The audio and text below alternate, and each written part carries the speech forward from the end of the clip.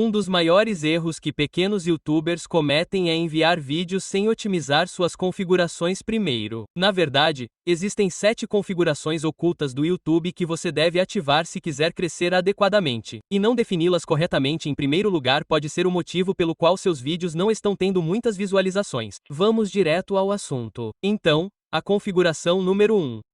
Ok, a primeira configuração parece bem óbvia, mas você ficaria surpreso com quantas pessoas não a entendem. Agora, preciso perguntar a você: seu canal é feito para crianças ou não?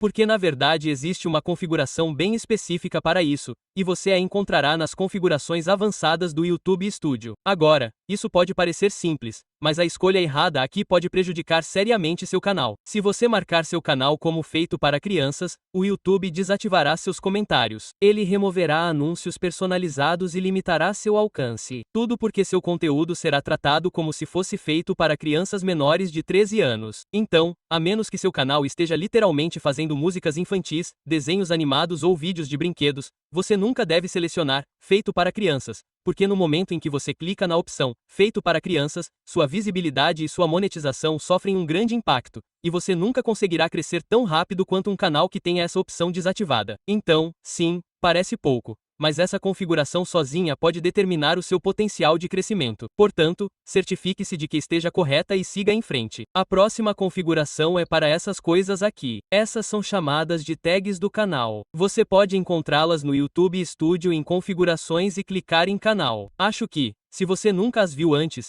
elas são bem parecidas com as tags que você vê quando posta um vídeo. Já ouvi muita gente dizer que elas não fazem muita diferença, mas, para ser honesto, discordo completamente. As tags do canal são uma maneira perfeita de descrever para o YouTube exatamente do que se trata